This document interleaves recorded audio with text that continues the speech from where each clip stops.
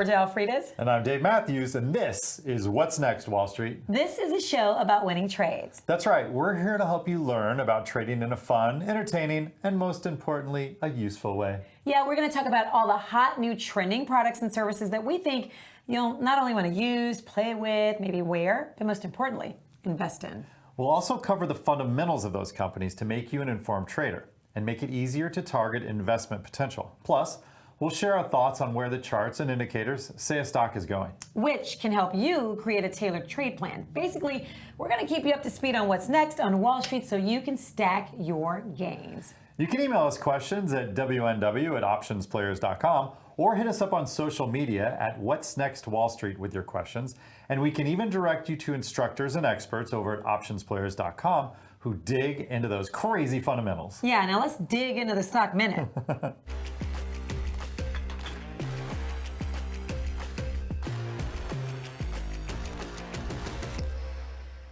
So today's Stock Minute is going to cover the return of normalcy trade. As of today, about 30% of Americans have been vaccinated against the coronavirus, including me. These percentages should continue to rise dramatically. In fact, President Biden announced that there's going to be enough vaccines produced for everybody to be jabbed by May, and others estimate that full herd immunity is going to take hold as early as July. Wow. Oh, no, June, sorry. It's June, okay. Well, that's right. Biden was able to pull this off by getting two former competitors, Merck and Johnson & Johnson, to collaborate together under the Defense Production Act. Now, normally this would be for making wartime tanks or even N95 masks and ventilators under President Trump's reign. That said, there are some exciting trades out there that could really perform well because everybody's ready to travel or at least get out of the house, like people watch with a cup of coffee. Maybe something a little bit stronger. Right. Many traders are loving tickers like Disney, Starbucks, Jets, which is a consortium airline ETFs, and even formerly the troubled Boeing. You know, their 737 MAX is approved for flying again. Wow. In fact, Southwest ordered 100 smaller versions of the MAX called the 700 from Boeing. That caused their stock to rise yet again when the world isn't even traveling much. In fact, American Airlines stated they will only resume all their flights starting this May 2021. Pent-up demand is really starting to show as we hear more and more travel reservations being booked. Even cruise ships are booking up, well, for next year. Yeah. I know I cannot wait to travel again and sit on runways and be all jet lagged and lose my luggage and stuff. Oh, what fun. If you are planning trades for the get back to normal, then you may want to take a look at the travel and leisure stocks as we continue to move closer to normalcy. There's a lot of demand to leave the house, at least for me who's doing Zoom with my kids. I cannot wait. I miss hugs and live music. Yes.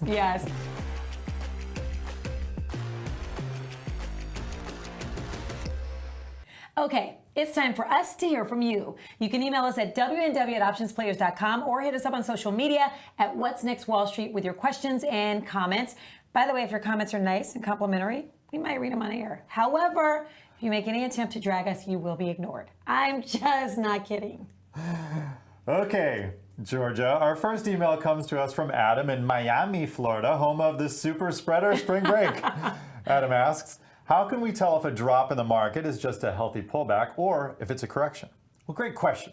So a healthy correction is around 10% down from recent highs, whereas a simple pullback is anything less. Now, if you see 20% from a recent high, then the stock is in bear market territory. Now, if it's 20% pullback followed by a 30% bounce on Bitcoin, well, that's just normal. Sure. Understanding these benchmarks and keeping track can really be beneficial as you plan your trades. Did you just call me a bitch mark? Yeah, I did. Okay, I thought you so. caught me. Our second email comes to us from Brooke in Dallas, Texas. Brooke asks, can you explain deep in the money leaps and when to consider utilizing them? Okay, awesome question.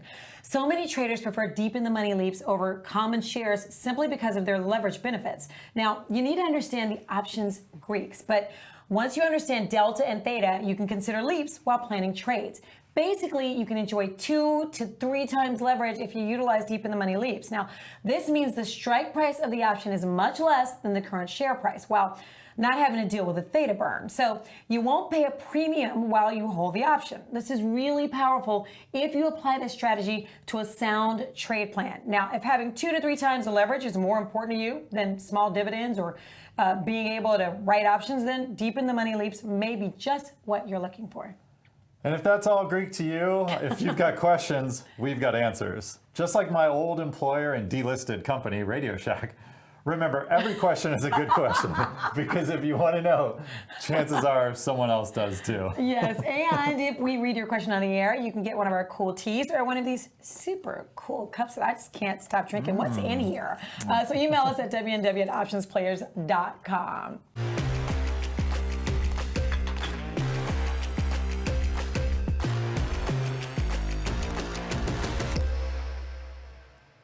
Well, you may not be an investment pro yet, but we want to help to get you there. So here's today's What's Next Wall Street pro tip, brought to you by OptionsPlayers.com. Today's pro tip is very widely used at the Options Players website. Just take the first 15 minutes of the market starting from entering your options trades. Yes, you will not believe how this simple suggestion can help your profits and loss over time. Okay. The first and last few minutes of each trading day, you'll notice elevated premiums. So while selling during these times can be very rewarding, entering or buying can be disastrous. Many traders find this out the hard way, as they will enter a play at the open and the value will decrease quickly thereafter, despite the stock being near the same price or even up from when it was when they entered. The elevated premiums start to normalize, and unless you get a big move, you will pay the price. Waiting for the trading session to settle down can mean the difference between hitting goal and being done for the day. So don't get too anxious when the market opens and closes. We hope this helps.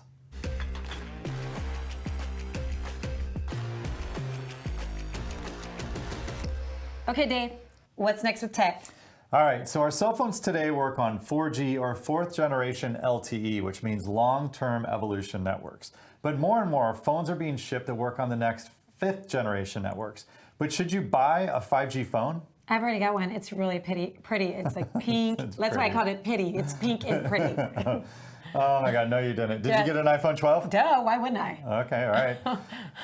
More G's, the better. Yeah, you're my little G, like all right. Gucci, George, just all the G's. All right, well, not exactly.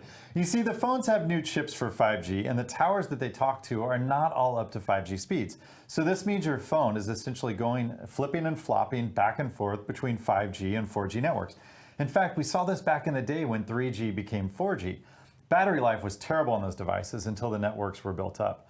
Now, 5G networks are going to be extremely fast, but they only achieve this currently in dense cities where you have nearby towers. Oh, and as long as you're outside. That's because the radio waves required for these extra Gs, they don't pass through glass because they're so tiny. And of course, they don't go through wood and metal as well. So the idea of carriers building these networks is great. AT&T, T-Mobile, Verizon, they're spending billions of dollars to buy radio licenses from the US government.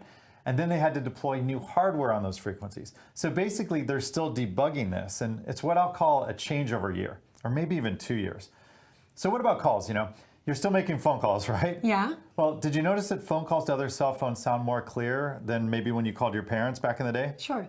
Yeah, so that's because they're using LTE for these voice calls.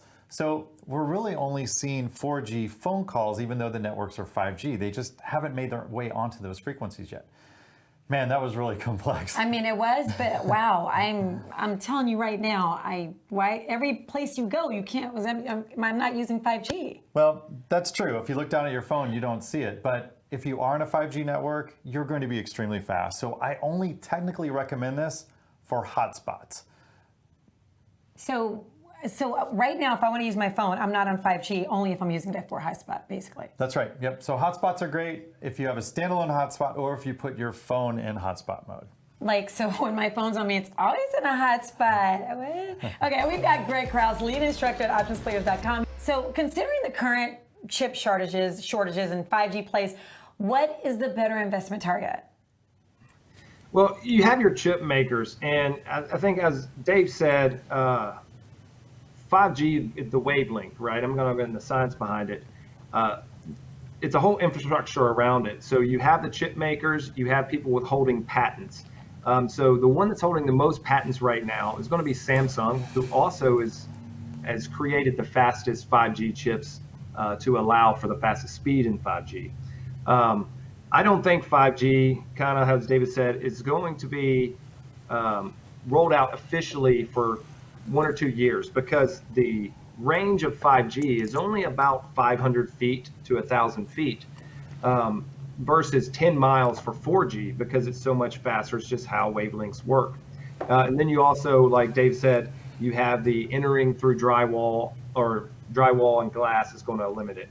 So I think it's going way more, I guess you could say, hotspots or antennas are going to have to be placed, or an advance in technology to allow device to device. So what we would call multi-hops or ad hoc. So basically your phone will be a receiver and transmitter to push that range further. Now, Samsung holds a lot in that area, and so do companies like Thale and everything else. Now, but they're also priced for doing it. Now, there are some that are pretty decent, and let's go to the ones most people know about. So that's going to be your telecommunication wireless companies, right?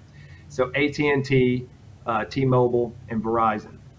T-Mobile is pretty high compared to the other ones right now because they have the largest 5G network out there, although it might not even be faster than the Verizon 4G in some areas. But with AT&T offering a almost 7% dividend and increasing, which their dividends have increased annually consecutively for like 36 years. And they've issued a dividend since 1890. Think about that. They've issued a dividend every year since 1890. So if you're getting a 7% on that, even if the stock doesn't move or even goes down, if you just hold You're still getting paid.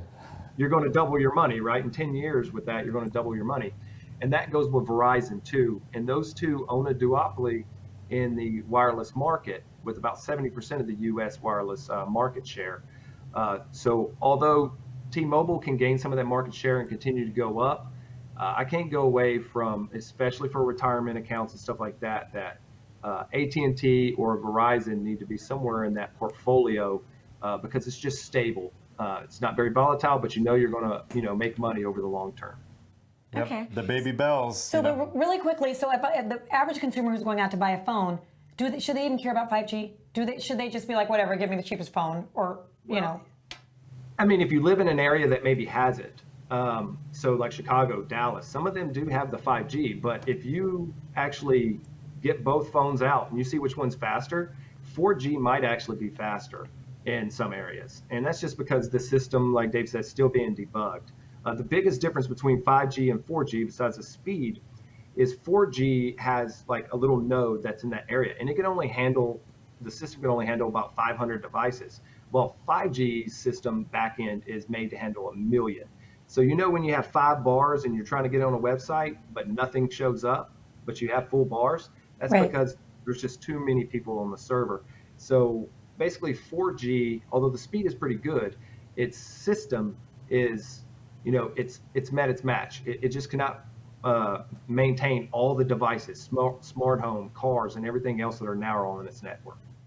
Awesome. Hey, Greg, what other small chip makers or stocks should we look at outside of the baby bells, which have been a slam dunk, like you were saying? Yeah, I mean, Samsung, all your other ones, even Intel has a few patents out. Qualcomm, of course, is going to be a big one in that area because they're always... They won the game with LTE. Yeah, right. So, I mean, then you also have some Chinese companies that are in there. You even have a LTE. There's actually a company called LTE that's out of China that owns a lot of patents. And all the other phone makers in China also, they have a lot of patents. But Samsung's right now is way ahead of the game in chips and holding a lot of patents that everyone's going to have to pay to use. Yeah, at the switch over from 3G to 4G, there was a ton of patent wars, and it was Samsung versus Apple versus Qualcomm, and a lot of money was spent by those companies. It seems like Samsung was a little bit proactive and got ahead of the game once they lost all the money that they did with intellectual property back on 3 to 4G. Right. Thank you so much, Greg. If people want to get in touch with you, they can just hit you up at OptionsPlayers.com, correct? Oh, yes, ma'am. All right. All right. Well, hey, Georgia, what's next in consumer trends? Enough of this geek talk.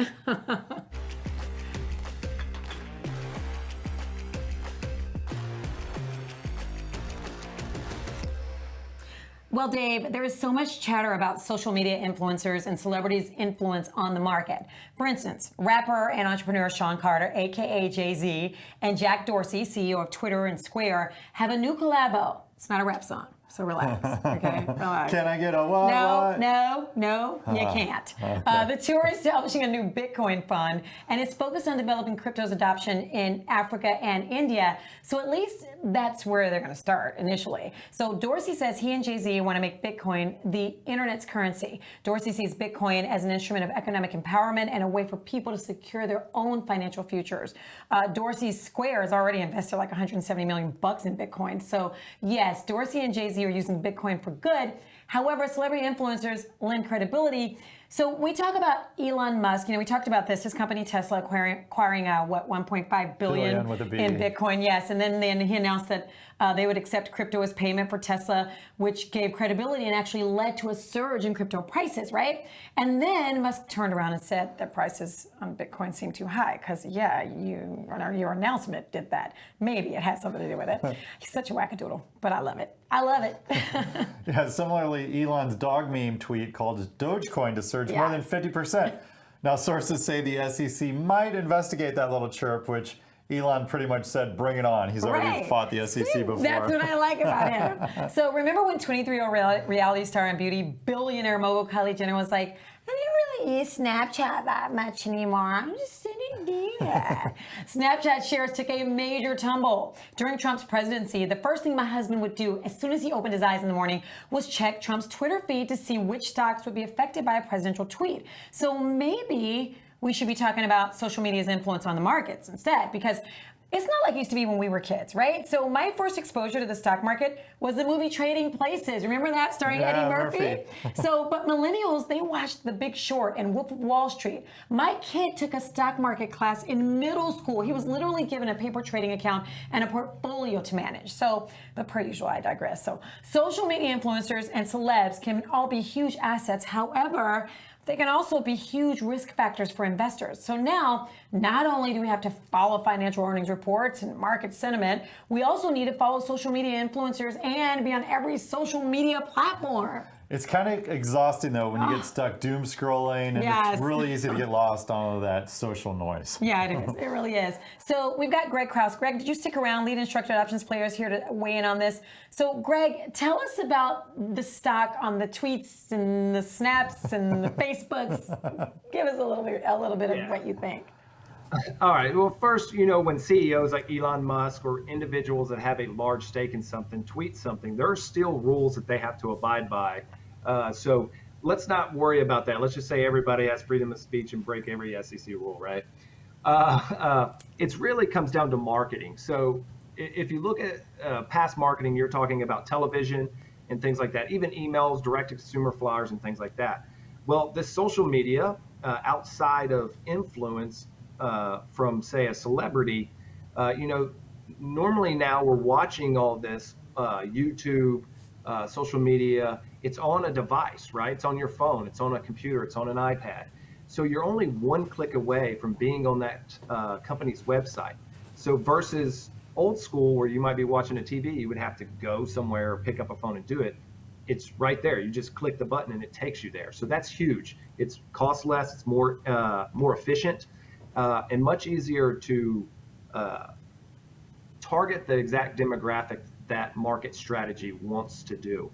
And that's why most companies now have about 60% of their money and time is spent on making original content on different forms of social media. That's crazy. That's just crazy how it's changed. You remember it used to be like, well, first it was 13 newspapers, channels. and then it was, and then we went to TV, and then it's radio. But now I just can't believe these advertisers. Literally, they want to know how many followers do you have, and that's how I'm going to advertise with you. Wow. Yeah. Crazy. So, Greg, thank you so much. Special thanks to Greg from OptionsPlayers.com for providing his analysis. Lots of great stuff today. So remember, if you've got questions, we can try to help you answer them. We'd love to hear from you. Please email us at WNW@OptionsPlayers.com or hit us up on social media at What's Next Wall Street. And stay tuned for next week's show where we'll talk about the NFT craze and much, much more. I'm Dave Mathews. And I'm Georgia Alfredas. See you next time on What's Next Wall Street. I like this. Yeah, it's like this hugs in it.